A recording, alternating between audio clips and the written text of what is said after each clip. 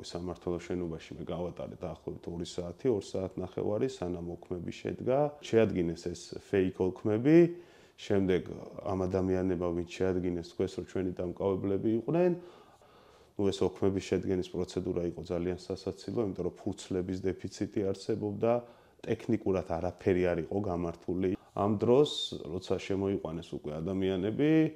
გარეთ ჰოლში, სამმართველოს ჰოლში ისმოდა ძალიან ცხარე დაპირისპირების კამათის ხმა. მერე მათ შორის მითხრეს, რომ ცემეს მალხაზ ირემაძე.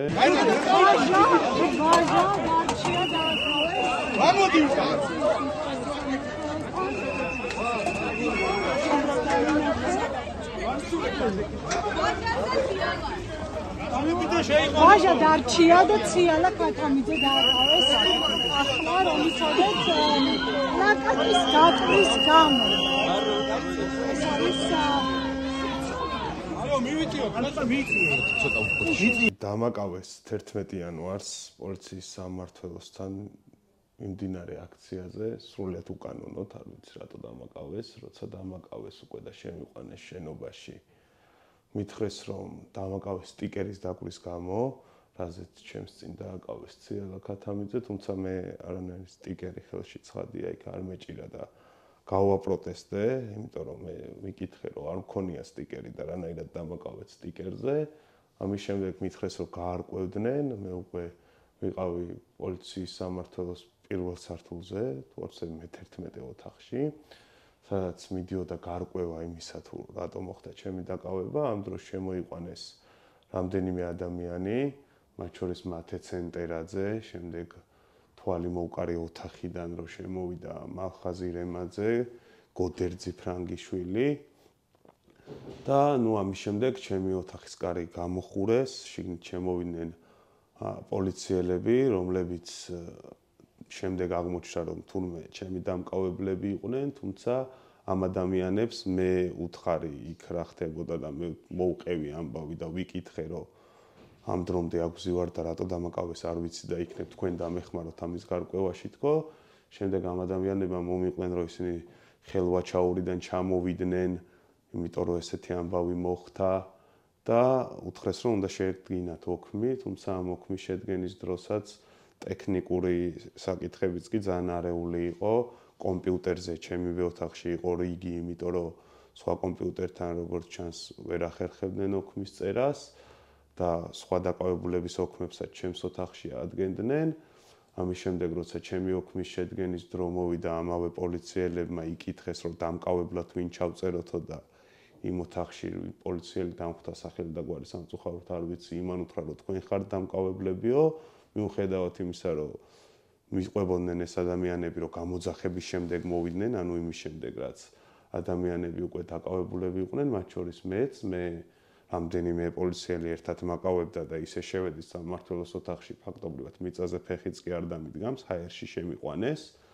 რაღაცა კორდონიც გამატარეს, სადაც ცემაც იყო და გინებაც იყო და ასე შემდეგ, ცხადია. თუმცა ამის შემდეგ მოხდა იქ ძალიან ბევრი ამბავი სამმართველოს შენობაში, მე გავატარე დაახლოებით 2 საათი, 2 საათნახევარი, სანამ ოქმები შედგა. ეს ოქმების შედგენის პროცედურა იყო ძალიან სასაცილო, იმიტომ რომ ფურცლების დეფიციტი არსებობდა, ტექნიკურად არაფერი არ იყო გამართული იქ. ელოდებოდნენ ვიღაცა თენგოს, რომელიც აღმოჩნდა რომ იყო რაღაცა უხილავი ხელი ამ პროცესში და თენგოს გარეშე პოლიციელები ვერ ახერხებდნენ იმის დაწერას, რომ თურმე ჩვენ მათ ვეძახდით მონებს, ძაღლებს, რუსებს და ასე შემდეგ, რაც ცხადია არასდროს არც ერთი აქციის მონაწილეს მხრიდან არ ყოფილა და ამაზე კადრებიც მეტყველებს. მოკლედ შეადგინეს ეს fake ოქმები, შემდეგ ამ ადამიანებმა ვინც შეადგინეს თქვეს რომ ჩვენი დამკავებლები იყვნენ, ამ დროს როცა თუმცა მე ჩემს თვალწინ ხდებოდა ის ამბავი უკვე რომ როცა თემურ ქათამაძე დააკავეს, მათ შორის ირაკლი დგებუაძე ჩემთან ოთახში საუბრობდა იმაზე, რომ თემურ ქათამაძემ თითქოს დროშა გადაატეხა პოლიციელს თავზე, რაც ახლა ცხადია წარმოუდგენელი ამბავი იყო, იმიტომ რომ ამდენი დღე ვიცნობდით და რაღაცა მსგავსი ამბავი, რა თქმა უნდა, ვერ წარმოგვიდგინა მისი მხრიდან და პირადად დგებუაძემ მის მიმართ არაერთი რაღაცა ქსენოფობიური სიტყვები გამოიყენა, მათ შორის თურქო, შენ რანაირი პატრიოტი ხარ, თურქებმა უარესები გაგვიკეთეს და შენ რანაირად უნდა გეჭიროს დროშა და გინებით მიმართავდა და ასე შემდეგ. ამ დროს უკვე ჩემთან ერთად ოთახში იყო ციალაც და ჩვენ მოუწოდეთ, რომ ჩვენთან ეს მსგავსი ტექსტებით არ ესაუბრა. თუმცა მანამდე იყო ძალიან დიდი ხმაურის ხმა ჰოლში. მე არ მომეცა საშუალება რომ გარეთ გავსულიყავი ოთახი გამეღო, იმიტომ რომ დამაკავეს ამ დროს, არ მომცეს ამის საშუალება. მერე უკვე როცა ჩვენ ოქმები შეგვიდგინეს და წაგვიყვანეს იზოლატორში, ფაქტობრივად 2 საათი ნახევარი 3 საათის შემდეგ მე და გოდერძი ფრანგიშვილი თან გამიყვანეს შემდეგ ოთახში და მიმაბეს ბორკილებით გოდერძი ფრანგიშვილი და მე და გოდერძი წაგვიყვანეს, ვიცოდით რომ მივყავდით ოზურგეთში. თუმცა შუაში მიიღეს რაღაცა ზარი და გვითხრეს რომ უნდა წავსულიყავით ლანჩხუთში. მანქანაში ეს იყო ეგრეთ წოდებული პიკაპი, რომელმაც რაღაც წარმოუდგენელ დროში დაფარა ეს მანძილი, რაღაცა 40-45 წუთი დაჭირდა ლანჩხუთამდე მისვლას და წარმოუდგენელია ეხლა ნორმალური რაღაცა პირობებში ეს მანძილი ამ დროში დაიფაროს. ჩვენ მივედით იქ იზოლატორთან დახვდა რამდენიმე აქციიდან წამოყვანილი ადამიანი ასევე სხვადასხვა მანქანებში, ეს იყო მალხაზი რემაძე, ბატონ თემურ ქათამაძე და მათე ცენტერაძე. მე პირადად დაახლოებით 2 საათ ნახევარი ველოდებოდი რიგს იმაზე, რომ პირველი დღეები იყო ჩემთვის 2012 წლის შემდეგ, როცა სათვალე დღის განმავლობაში არ მეკეთა, საკმაოდ დისკომფორტი იყო ეს ჩემთვის. ჩემთან ერთად იზოლატორში შემოიყვანეს მათე ცენტერაძე, ჩემს შემდეგ რომელიც ხაჭორს უთხარიო თუ იყო შესაძლებლობა ვთქვათ რომ მათეს ვიცნობ და მათე ყოფილიყო ჩემთან იზოლატორში, მათეც შემოიყვანეს სათვალის გარეშე და ხუმრობდით მე რომ რაღაცა ისე გავიდა ჩვენი იზოლატორში ყოფნის პერიოდი, რომ ერთმანეთი ნორმალურად არც კი დაგვინახავს, გამომდინარე იქიდან რომ ორივეს პრობლემები გვაქვს და სათვალე არც ერთს არ გვეკეთა. მე მნიშვნელოვანი ამბავი იყო ის რომ პირობები ხა ცხადია იქ სახარბილ და მოსაწონი არაფერი არ არის, ლანჩხუთის იზოლატორს გულისხმობ, ლანჩხუთის იზოლატორი ჩვეულებრივი გაღებილი იზოლატორი, რკინის საწოლი 2 სართულიანი, დაჭედილი სკამი მაგი და ღია ტუალეტი, რაც ჩემზე ძალიან ესეთი ამბავი იყო, ამ ღია ტუალეტში ახლა წარმოუდგენელი ამბავი იყო და ამიტომ რაღაცნაირად ფაქტ შეიძლება ითქვას, რომ ტუალეტში გვეძინა მოკლედ ლანჩხუთის იზოლატორში ისეთ პირობები იყო ამ მიმართულებით და რაღაცნაირად გავატარეთ ეს 48 საათი უკვე როცა ახლოვდებოდა. მოვიდა ჩვენს გადასაყვანად ჯგუფი, რომელმაც გადაგვიყვანა სასამართლოზე პირველ საათზე, ანუ ჩვენი იქ შეყვანიდან ზეგ, ანუ მოვიდნენ და გადაგვიყვანეს სადღაც 3:20 წუთი იყო, როცა ჩვენ უკვე ვიყავით საქალაქო სასამართლოს ეზოში. და ჩვენი იქიდან გადმოყვანა მოხდა რაღაც წარმოუდგენელი რესურსის გამოყენებით, ესკორტით ჩამოვედით ლანჩხუთიდან, ჩვენ ვისხედით პოლიციის მარშრუტკაში, ეგრეთ წოდებულში, სადაც 20-მდე პოლიციელი დარაჯობდა, რომ რამე საოცრებები არ ჩაგვედინა, არ ვიცი, ხა თავი რაღაცა ტრანსნაციონალური დანაშაული. მე მათე გოდერძი და მახო ვისხედით ამ მარშრუტკაში, წინ მიდიოდა პატარა მანქანა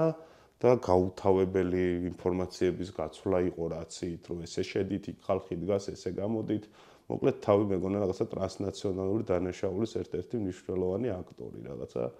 სიგიჟე ხდებოდა ჩემს თავს და ამ დროს ბორკილები ცხადია ხელზე და რაღაცა ისეთ პირობებში ვიყავით. მე უკვე 3:20 წუთი იყო დაახლოებით, როცა საქალაქო სასამართლოში მომიყვანეს. მე 3 საათზე ამ დროს მქონდა სხვა პროცესი, ეს იყო გზის გადაკეტვას, როცა გვედავებოდნენ და ამიყვანეს ამ პროცესზე და ისე დამაბრუნეს უკან, ეს პროცესი გადაიდო. ჩვენი პროცესი დაიწყო უკვე 12 საათი ხდებოდა, მანამდე იყო მათე ცენტერაძის, ბატონი თემურის და გოდერძის პროცესი, სადაც ნიშანდობლივი ამბავი იყო ის, რომ ჩვენ მახოსთან ერთად, როცა მე ველოდებოდი პროცესს, ჯერ კიდევ მოსამართლე არ იყო გადაწყვეტილების მისაღებად ოთახში შესული, როცა ეტაპირების მანქანები ეზოში შემოიყვანეს და ჩვენ რო ვიკითხეთ თუ რატო შემოიყვანეს, იმიტომ რომ უკვე 12-ის ნახევარი იყო და სხვა პროცესი ფიზიკურად სასამართლოში არ მიმდინარეობდა, გაჩნდა ეჭვირო ბიჭების გადმოსაყვანად მოვიდა ეს მანქანები, პოლიციელებიც გაკვირვებით გვეუბნებოდნენ, რომ ალბათ სხვა პროცესი იყო და ამიტომ მოიყვანეს ეს მანქანები, თუმცა მე აღმოჩნდა, რომ ამ მანქანებით წაიყვანეს უკვე განაჩენ გამოტანილი ჩვენი თანამებრძოლები, მათე გოდერძი და ბატონი თემური. წინასწარ შეიძლება ითქვას ეს იყო ნიშანი იმისა, რომ წინასწარ დაგეგმილი იყო ეს ყველაფერი და არანაირი რაღაცა შეჯიბრებითობის პრინციპი ამ სასამართლოზე არ იყო, იმიტომ რომ სანამ შესული იყო მოსამართლე, ამ დროს მოიყვანეს მანქანები და ჩვენი პროცესიც 12-ის ნახევარზე, ალბათ რამდენიმე წუთი რო აკლდა დაიწყო. სხვათა შორის ეს პროცესის დასაწყისი უკვე იყო 48 საათის გასვლის შემდეგ, რაც პროცედურულად ასევე დარღვევაა 48 საათის გასვლის შემთხვევაში ისინი ვალდებულები იყვნენ, რომ ჩვენ გავეთავისუფლებინეთ თუ ვერ ჩატარდა სასამართლო, თუმცა ესე არ მოხდა. ჩვენ დაგვაკავეს დაახლოებით 10-ის ნახევარზე და 12-ის ნახევარზე დაიწყო ჩვენი პროცესი, ანუ მთელი ის პერიოდი 3-20 წუთიდან 12-ის ნახევრამდე ეზოში ბორკილებით ველოდებოდით პროცესის დაწყებას, მშივრები, მწყურვალები, აი ძალიან ძიმე ამბავი ხდებოდა ჩვენს თავს 8 საათი ფაქტობრივად ველოდებოდით პროცესის დაწყებას. ნუ ჩვენთვის ცხადი გახდა, რომ ჩვენს პატიმრობა გველოდა, იმიტომ რომ ზუსტად ანალოგიურ ამბავზე ჩვენი თანამებრძოლები წინა პროცესზე 5 დღიანი მიუცადეს და ზუსტად ვიცოდით, რომ იგივე ამბავი ხდებოდა ჩვენს თავს. ნუ მერე დაიწყო სასამართლომდე ჩვენმა იურისტებმა დაწყების შემდეგ მოითხოვეს, რომ გადადებულიყო პროცესი, მათ შორის ამ ფიზიკურად რთული ამბავი რახან იყო ამდენი დრო, რაღაცა ყვების ნაწილი, მათ შორის საქმეს არ იცნობდნენ და ნუ მოსამართლემ ნახევარი საათი მოგვცა დრო, რომ ჩვენც და იურისტებიც რაღაცნაირად გაცნობილიყვნენ საქმეს. ამ დროს იურისტებმა მოგვიტანეს მახსოვს ბარნის ბისკვიტები, იმიტომ რომ ძალიან გვშიოდა მართლა და გვითხრეს, რომ რაღაცნაირად იქნება ამით სული ჩაგვედგა, ასე რომ თქვა და პოლიციელებმა არ მოგვცეს იმის უფლება, რომ ბორკილები გაგვეხსნა ამ დროს და ისე გვეჭამა ეს ბარნი, ეს თქვენი თხოვნაა, მაგრამ უპასუხა, რომ ეს ჩვენი კეთილინებაა და ვემორჩილებით თუ არა ამ თქვენს თხოვნას და ისევ ბორკილებით გავაგზავნეთ ბარნის ჭამა. ამის შემდეგ დაიწყო პროცესი, ნუ პროცესზე უკვე ყველას მოლოდინი ჰქონდა იმისა, რომ გადაგვიყვანდნენ ისევ დაკავების იზოლატორში და ნუ რა თქმა უნდა გამოიტანა და განაჩენი მოსამართლემ, ნუ იქ თროს სრული სპექტაკლი იყო, არც ერთი მოწმე, რომელიც გამოვიდა ჩვენი დამკავებელი ცხადი არ იყო, უბრალოდ შაბლონური ტექსტით გამოვიდა ყველა მათგანი. მე მათ შორის ამ ჩემს დამკავებლეს ბჭყალებში იმ ადამიანებს, ვინც ოქმი შეადგინეს, მოვუწოდე სამმართველოს შენობაშივე, როცა უკვე გადავყავდი იზოლატორში, რომ მოწმეთ არ გამოსულიყვნენ, იმიტომ რომ ძალიან უხერხული ამბავი იქნებოდა. მე დედაჩემი დავინახე პროცესზე, რომელსაც არ ველოდი და ამან ცოტა ემოციურად ჩემზე იმოქმედა, იმიტომ რომ ეხა ჩემი პატარა დადა ტოვა სახლში თავისი ჯანმრთელობის პრობლემებით, განვიცადე ეს ამბავი, რომ იქ რატო იყო და ასე შემდეგ, ცოტა ემოციურადაც ძიმეთ ვიყავი, ახალი წელი მიულოცე სიტყვაში, ქალბატონ მოსამართლეს და რაღაცა იმედი გამოვთქვი, რომ იმ ყველაფრის შემდეგ ცოტა ობიექტური გადაწყვეტილება იქნება გამოტანილი თქო, თუმცა როცა გამოვიდა რაღაცა ევროპული მომავლის მთელი რაღაცა სადღეგრძელოები დალია და მე იმდენი რაღაც ჩავდე ამ ჩემს გადაწყვეტილებაში, რომ მინდა რომ აი ესეთ ევროპულ მომავალში ვცხოვრობდეთო, იმიტომ რომ ეს გადაწყვეტილება წმინდად ევროპულიაო, საჯარო მოხელე და ხელოვანი რომ ასეთ შეურაცხყოფას აყენებს პოლიციელსო, ამაზე 5 დღეც კი ცოტა არისო და მე მინდა ისეთ ქვეყანაში ცხოვრება, სადაც ხელოვანი და საჯარო მოხელე შეურაცხყოფას მსგავსი სიტყვებით არ მიაყენებენ პოლიციელსო და მოკლედ ძალიან ევროპული მომავლის რაღაცა აპოლოგეტი გადაწყვეტილება მიიღო ქალბატონმა ტოგონიძემ და გაგვიშვა ისევ პატიმრობაში. ამის შემდეგ მე წამიყვანეს სენაკის იზოლატორში. სენაკის იზოლატორში პირობები ლანჩხუთის იზოლატორთან შედარებით უკეთესი იყო, თუმცა იმდენად დიდი პროცედურული ამბები იყო გასავლელი, მათ შორის ხელის ანაბეჭდები აგვიღეს აი ყველა მდგომარეობაში, აი რაღაცა ყველა ფორმით აგვიღეს ხელზე ანაბეჭდები. თან ეს ანაბეჭდის სკანერი ეთყობა არ მუშაობდა და ახლობით ნახევარ საათი მოგვიწია ამ ხელების დადება, იმიტომ რომ 3-ში 1 ან 4-ში 1 კითხულობდა და მოკლედ პროცედურულადაც ძალიან ძიმე ამბავი იყო, იმიტომ რომ ძალიან დიდი დრო გავიდა სანამ ჩვენ შეგვასახლეს, ასე რომ ვთქვათ, იზოლატორში. სენაკის იზოლატორში პირობები უკეთესი იყო იმ ხრივ, რომ ტუალეტი მათ შორის გარეთ იყო და რაღაცა არ უწევდა ჩვენს ერთმანეთზე რაღაცა ყურება მაგ დროს. ეს ცოტა უკეთესი იყო, მათ შორის თეთრეულიც მოგვწეს ჩვენ და გასაკვირად. და ნუ შიგნით დამოკიდებულება რო გითხრათ რომ ეხა ცუდი იყო არ ყოფილა პირიქით რაც შეეძლოთ ეს ნაწილი რაღაცა უზრუნველყოფილი იყო. ნაკში შედარებით ნორმალური იყო ის რომ იყო ეგრეთ წოდებული გასასეირნებელი ოთახი სადაც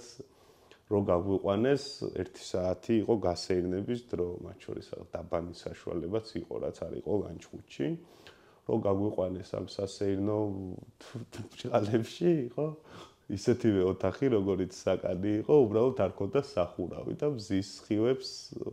ცას ხედავდით მზის სხივებს ალბათ უტრირებული ამბავი იყო თუმცა შიგნით მოქცევა როგორც ლანჩხუთში ასევე სენაკის იზოლატორში ძალიან ადამიანური და პირიქით არანაირი პრობლემა ამ მიმართულებით არ ყოფილა. მოკლედ სპექტაკლი ხდებოდა 5 დღე ჩემს თავს არ მეგონა თუ ესე ჩამოშლილი იყო სისტემა ყველა მიმართულებით სამმართველოში ტექნიკურ დონეზე ფურცლების, კომპიუტერების, ოქმის დამწერის ასეთ სახის პრობლემებიც არსებობდა. ნუ მე იქ რაღაცა იზოლატორში რიგებში დგომაც წარმოუდგენელი ამბავი იყო. ნუ ის პირობებიც ლანჩხუთში განსაკუთრებით რა თქმა უნდა არ იყო ადამიანური, ასევე სათვალის ამბავი რა თქმა უნდა სენაკშიც იგივე იყო და არ მომეცა საშუალება სათვალის დარების, მათ შორის დისკომფორტის შემექმნა მაშინ როცა ადვოკატები მოვიდნენ და მთხოვეს სააპელაციოში შეტანის დოკუმენტზე ხელი მომეწერა, ფიზიკურად ვერ წავიკითხე ეს დოკუმენტი, იმიტომ რომ ხა 7 გვერდი ჩემთვის უსათვალოდ საკმაოდ რთული წასაკითხი იყო. და ნუ როცა მოვედი, პირველი რაც გავაკეთე ის, მივბრუნდი ისევ სამმართველოს შენობაში და ავიღე ნივთები, მაგრამ მათ მნიშვნელოვანი ამბავითან არის ისიც, რომ იქ პირდაპირ გიშვებენ, ანუ ადამიანმა თუ ვიღაცამ არ მოგაკითხა, ვთქვათ, სენაკი იქნება თუ სამმართველოს, ანუ ეს იზოლატორი სადაც იქნება, არ არიან ვალდებული რომ წამოყვიყვანონ და მე ხა ამ დროს არც ტელეფონი მქონდა, არც საფულე მქონდა, არაფერი არ მქონდა, ვინმე რო არ ჩამოეკითხათ ჩემთვის, აღმოჩნდებოდა რომ გამაგდებდნენ გარეთ, არანაირი საკომუნიკაციო არაფერი ჩემს ხელთ არ იქნებოდა და რაღაცა ღმერთის იმედად უნდა ჩამოსულიყავი ბათუმში და